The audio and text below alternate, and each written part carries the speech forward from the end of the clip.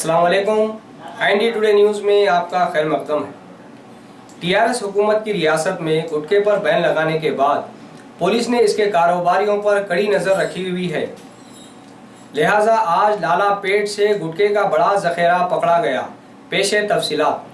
शहर हैदराबाद की commissionerate task force नाज जोन की टीम ने आज एक इत्तला पर कार्रवाई करते हुए लालागुड़ा पुलिस के लोगों के साथ लाला पेट के लक्ष्मी नगर में वाक़े सरस्वती किराना स्टोर पर धावा करते हुए 3 लाख मालियाती गुटखे के जखीरे को पकड़ा और इस सिलसिले में 5 लोगों को गिरफ्तार करते हुए मजीद कार्रवाई के लिए मुकामी पुलिस के हवाले कर दिया है।